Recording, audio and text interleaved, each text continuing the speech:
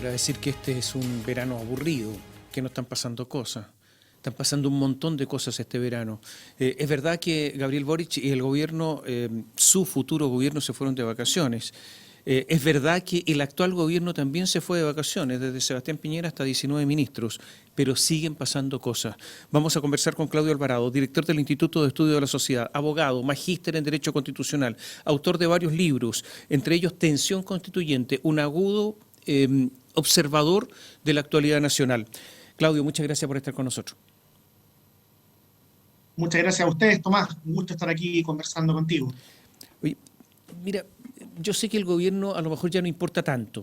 Se va, están todos de vacaciones, 19 ministros disfrutando de la playa y del sol, una cosa muy rara, muy curiosa, pero rápidamente, el gobierno, como todos los gobiernos, muy preocupado de lo que se llama una cosa rara, el legado. Cuéntame del legado de Sebastián Piñera. Efectivamente, es un tema que pareciera haber obsesionado al gobierno actual y en particular al presidente Piñera, al presidente saliente, pero a mí me parece que desde el punto de vista político es un legado bastante escuálido y más aún bastante triste. Hay excepciones, por supuesto. Lo que se ha hecho con la vacunación masiva es digno de elogio, ha sido destacado a nivel mundial, pero me parece que esa es la excepción, que desde el punto de vista político lo que tenemos es un gobierno que entrega el poder dejando muy debilitado a su sector, una coalición que tiene que reinventarse, que le entrega a la banda presidencial a el líder de la oposición, de las nuevas fuerzas de izquierda como Gabriel Boric, y que además nunca logró articular algún tipo de eje político o prioridad que pudiera trascender a través del tiempo. Así que me parece que la propia, paradójicamente, la propia obsesión del mundo de Sebastián Piñera en torno al legado es muy sintomática, es muy decidora de que aquí hay un vacío que deja a la centro derecha en un momento muy preocupante y que exige una reflexión y un replanteamiento de cara al futuro. Oye, ¿el peor gobierno desde el retorno a la democracia? Sí, sí, a mí me parece que sí. Ciertamente uno puede encontrar parámetros en los cuales, parámetros específicos en los cuales no ha sido el peor. De hecho, Sebastián Piñera en ambos pasos por la moneda, tanto en su primer gobierno como en el actual, ha demostrado una capacidad de reacción del punto de vista de la gestión a las crisis naturales o desastres naturales bastante destacables. Le tocó el terremoto, le tocó ahora la pandemia y como hablábamos, la vacunación ha sido una cuestión bien excepcional. Pero salvo ese tipo de hechos, desde el punto de vista del manejo político y de cómo queda su coalición, sí, me parece que es el peor, o si no está en el podio de todas maneras. Oye, pero mira, conceptos, meritocracia, más competencia, igualdad de oportunidades, clase media protegida, orden público, narcotráfico, inmigración, araucanía. ¿No te parece una pesadilla? O sea, todas estas eran promesas. Es como una pesadilla, o sea, hay que salir de ahí. ¿No es de Sí, terror el asunto, no? efectivamente, uno de los grandes problemas de los gobiernos de Sebastián Piñera y en particularmente del segundo, es que las promesas no estuvieron a la altura de las circunstancias. Lo de la clase media protegida es bien interesante porque Sebastián Piñera vuelve a la moneda con una promesa y un mensaje de reactivación económica, pero también de protección social, de establecer, introducir reformas que ayudaran al modelo a estar a la altura justamente de sus promesas. Y claro, resulta que con ese mensaje obtiene una votación histórica, pero luego de la votación en la segunda vuelta frente a Alejandro Guillet, la verdad es que esas cosas se olvidaron demasiado rápido.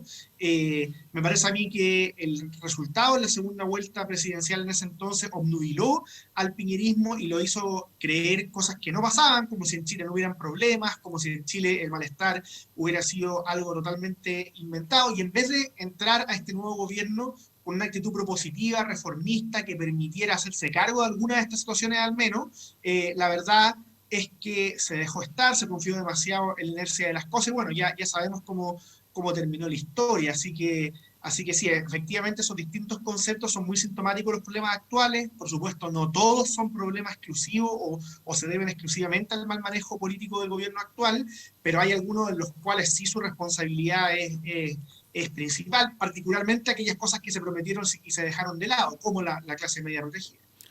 Pero orden público, inmigración, son también promesas que se hicieron absolutamente y resulta que estamos con narcotráfico, Araucanía.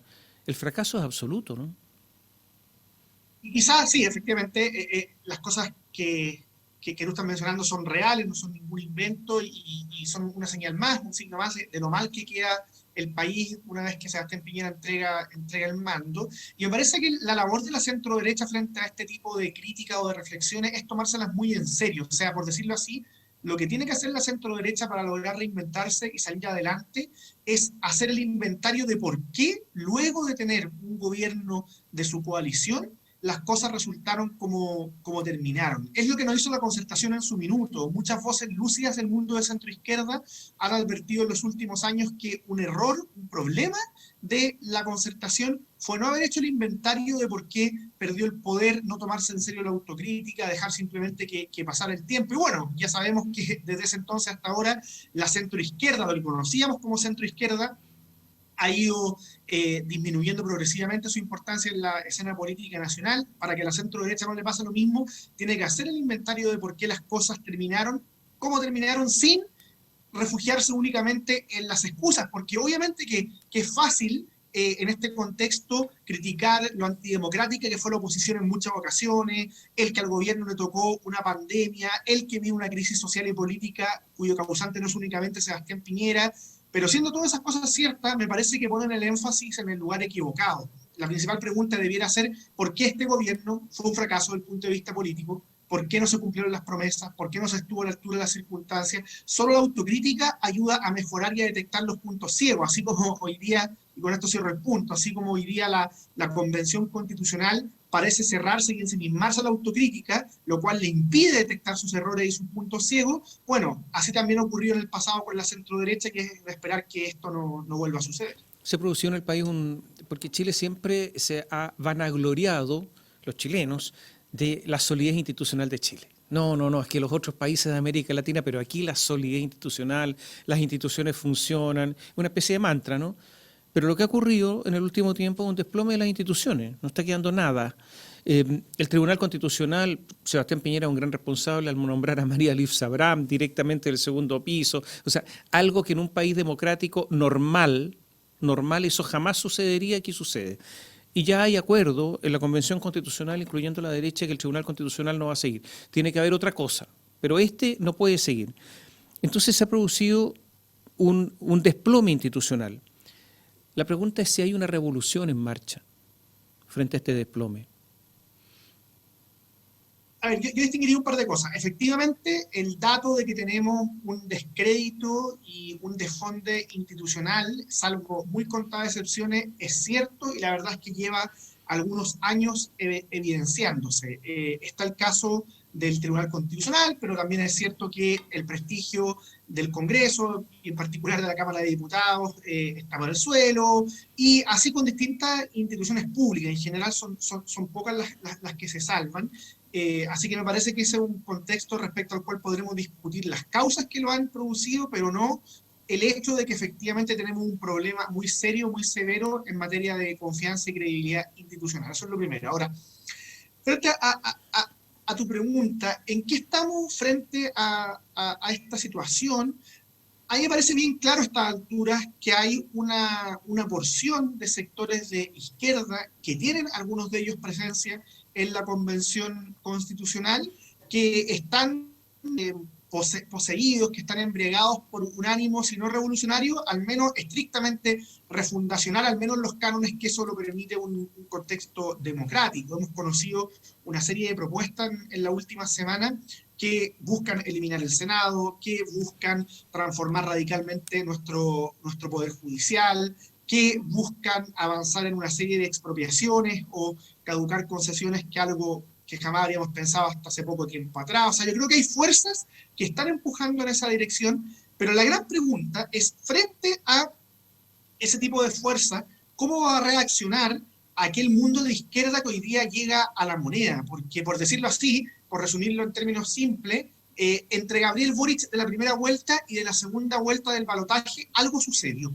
algo pasó, cambiaron los énfasis, los tonos, el mensaje, no necesariamente sus objetivos, pero sí el mensaje y los énfasis que se le contaba, la historia que se le contaba al país. Y la gran duda es cómo aquellas fuerzas que llegan a la moneda con Gabriel Boric, y en particular el mundo del Frente Amplio, va a reaccionar frente a este ímpetu refundacional que tienen algunas voces dentro de su propia coalición, pero también otras fuerzas de izquierda fuera de ella. Si es que se va a plegar de manera acrítica, haciendo muy difícil el gobierno de Gabriel Boric, o si más bien va a ser copartícipe del cambio de énfasis que tuvo el presidente electo de cara al balotaje. Creo que esa es una de las grandes dudas que tenemos y que, según cómo se responde a esa pregunta, va a ser el destino del gobierno de Gabriel Boric y, por supuesto, el futuro de la Convención Constitucional. O sea, tú no estás seguro si hay una revolución en marcha o no.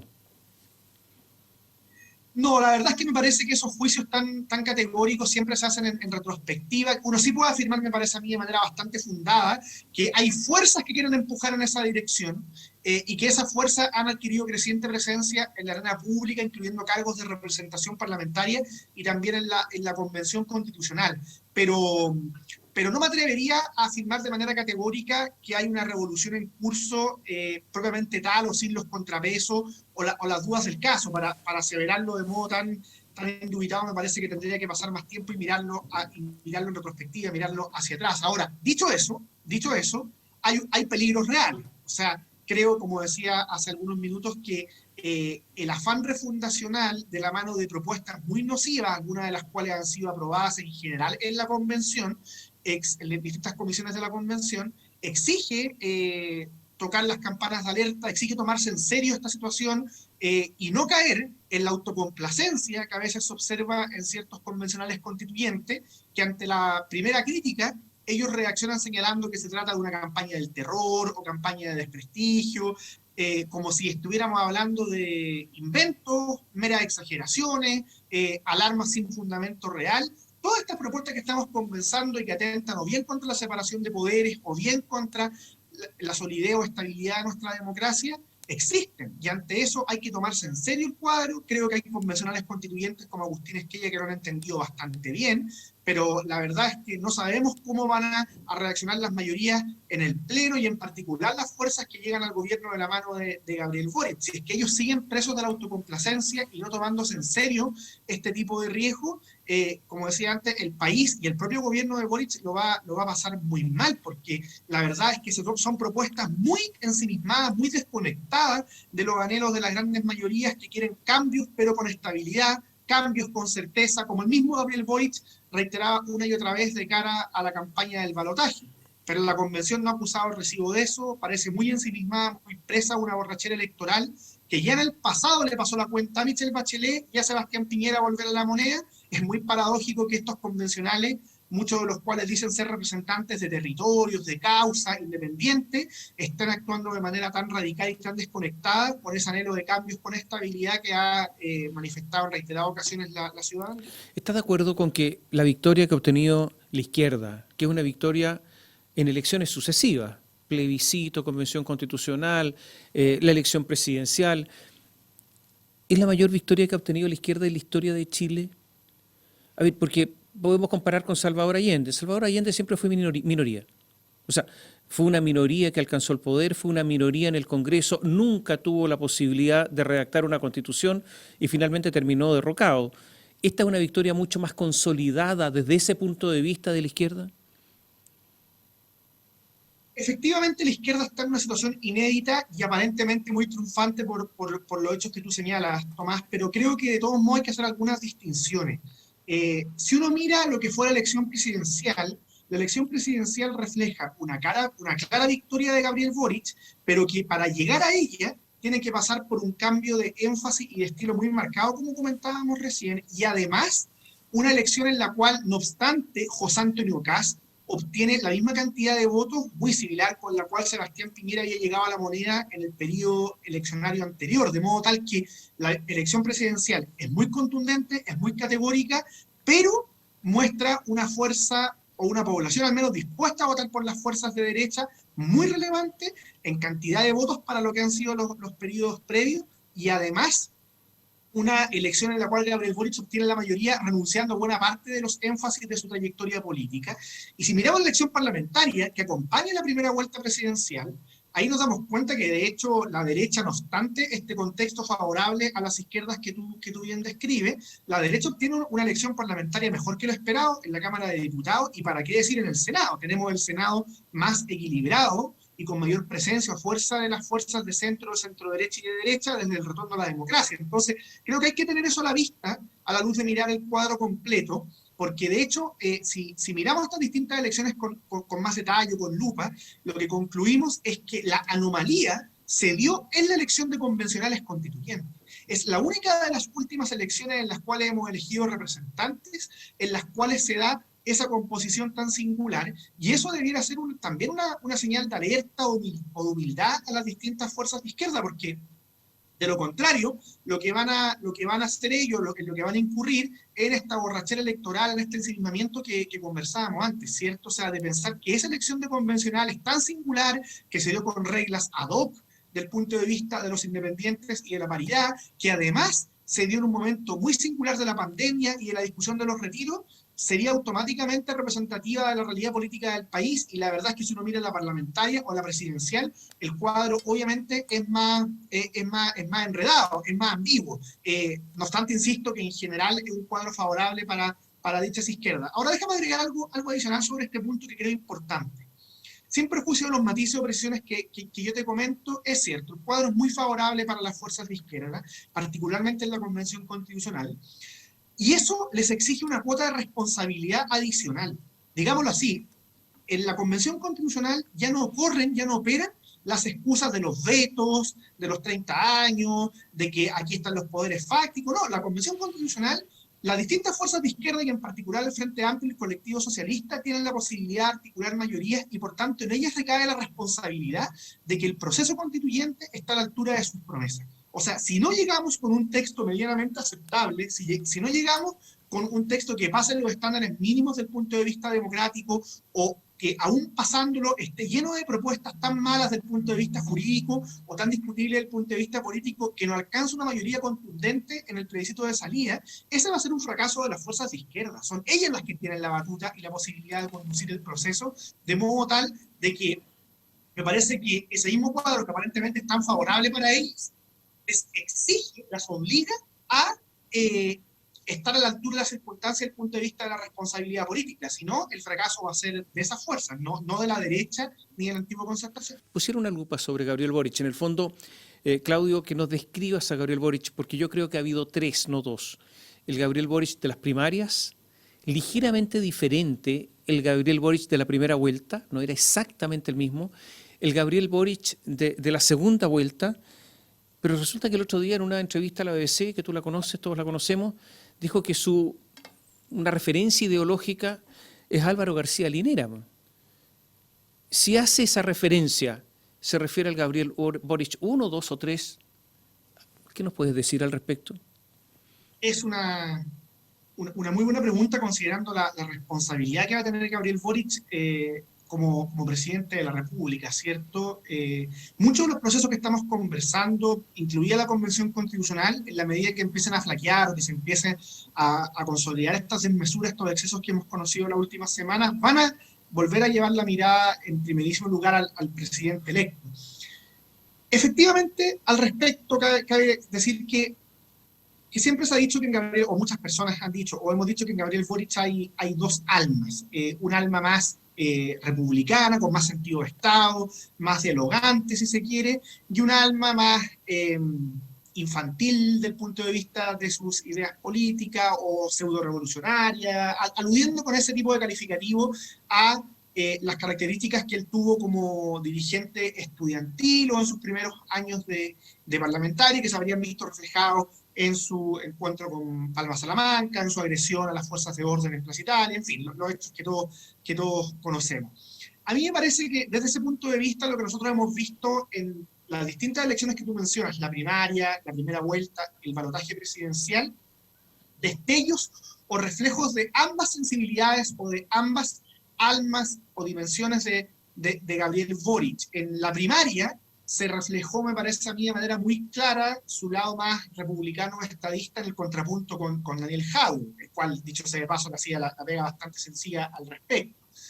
Después tuvimos un Gabriel Boric más inclinado a la izquierda en la primera vuelta, si se quiere más similar a lo que habían sido sus años de dirigente estudiantil o de parlamentario en su inicio, y el gran cambio de énfasis, de tono, de sensibilidad, viene con el balotaje.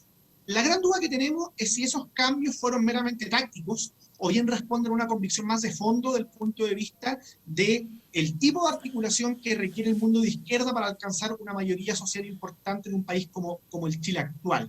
Y frente a eso, me parece que la respuesta la va a dar su ejercicio en cuanto a presidente electo. Hoy día la respuesta no es clara, hay señales indubitadas de que parte del cambio al menos es real, como poner a Mario Marcel en Hacienda, ¿cierto? Pero luego viene un nombramiento de subsecretario muy discutible que vuelve a poner en tela de juicio hasta qué punto el cambio del balotaje fue un cambio profundo o real.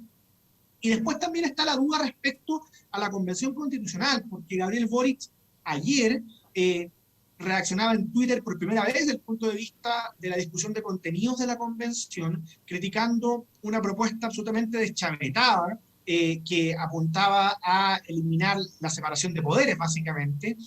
Pero respecto a toda otra serie de propuestas que son también muy problemáticas, no obstante no llegar a ese nivel de delirio, hasta ahora ha guardado riguroso silencio. Y siempre lo va a poder hacer, ¿cierto? Excusándose en la autonomía de la Convención Constitucional, pero la verdad es que hemos conocido una serie de propuestas altamente problemáticas, algunas que atentan derechamente contra los estándares de un orden democrático, como una comisión de evaluación de jueces designada por el presidente electo, en caso de que se aprobara esa propuesta, y frente a eso ha reinado el silencio. Luego, yo tengo la impresión de que son los meses siguientes, en cuanto presidente electo y en su diálogo con la discusión de contenidos de la Convención Constitucional, las que nos van a permitir tener certeza si el Gabriel Boric de la segunda vuelta es el Gabriel Boric que llega para quedarse, o si más bien fue un cambio, un giro táctico que va a terminar cediendo ante las presiones de los grupos más afiebrados de su entorno y ante un cuadro del país que no admite, no resiste ser manejado si es que no hay una conducción firme y muy comprometida con las instituciones de nuestra República Democrática. Creo que es una noticia de desarrollo en suma y frente a la cual no tenemos certeza y solo la vamos a tener viendo cómo se desempeña en cuanto presidente de Chile. Giorgio Jackson, que es la cabeza gris del próximo gobierno, ha dicho algo que todos sabíamos, pero que no se había dicho públicamente por parte del nuevo oficialismo. Y es que la aprobación del texto constitucional es fundamental para el próximo gobierno. Que sin nuevas reglas el próximo gobierno va a tener muchísimos problemas. Entonces yo tengo la impresión que este gabinete es un gabinete de campaña. O sea, es un gabinete para la aprobación del texto constitucional y que después va a haber otra realidad política y por lo tanto otros actores. Por lo tanto, algunos incluso a lo mejor nuevos ministros, que son inspectores en estos momentos, están designados, incluso no saben esto, no lo perciben, y que por lo tanto tienen cierta inocencia de que van a participar en una campaña que Giorgio Jackson ya explicitó. La nueva constitución es fundamental para el nuevo gobierno de Boric. Sin ese gobierno ya no quedan con una pata coja, digamos, le cortan el ala al pájaro, ya no vuela. Me refiero a los pájaros cuando les cortan el ala, ¿no? En el campo. Entonces, la pregunta es la siguiente. ¿Este es un gabinete también o sumamente de campaña? Es interesante el planteamiento que tú formulas, Tomás, porque, digámoslo así, tal como tú señalas, no se había explicitado tan elocuentemente que, de parte de alguna alta autoridad, como va a ser el ministro Jackson, que los destinos de la convención y del gobierno de Gabriel Boric estén tan atados. Pero la verdad es que era un secreto a voces. Esta explicitación solo pone sobre la mesa de manera manifiesta algo que ya sabíamos, y es que efectivamente, dada la correlación de fuerzas de la Convención Constitucional y dado el mensaje histórico de Gabriel Boric, era inevitable que los procesos vayan de la mano, se junten, estén atados en su destino. Y esto es un arma de doble filo, y esto es lo que yo creo que pierde de vista la declaración de Jackson y ese eventual gabinete de campaña que tú describes. ¿Por qué digo que es un arma de doble filo? En principio parece de toda lógica que en un contexto en que la Convención Constitucional empieza a perder credibilidad a consecuencia de las desmesuras que hemos conocido en la última semana, el gobierno quiera arroparla, quiera de algún modo trasladarle el prestigio y el buen momento de un presidente electo que asume en la moneda como es Gabriel Boric. Eso en principio parece sensato, pero es un arma de doble filo, porque por un lado, si es que el gobierno empieza a tener problemas, como todo gobierno los puede tener, particularmente en las circunstancias actuales, eso puede afectar a la convención, y además es un arma de doble filo, porque también esto puede ser un boomerang que se devuelva. ¿Y a qué me refiero con eso? A que los propios problemas, las dificultades, los excesos, la ingobernabilidad de la convención también se puede trasladar y afectar al gobierno de Gabriel Boric.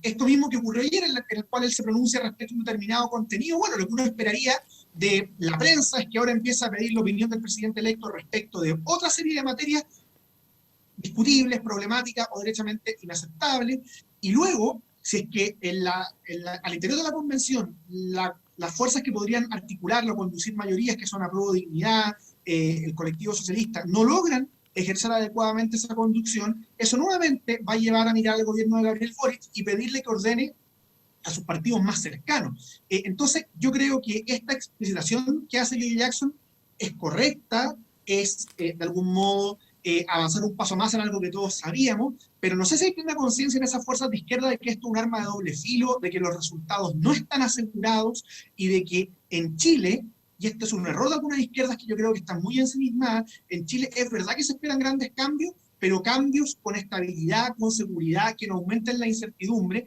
y la verdad es que lo que hemos conocido en la Convención Constitucional la última semana no avanza precisamente en esa línea, y la Convención Constitucional no tiene segunda vuelta para rectificar.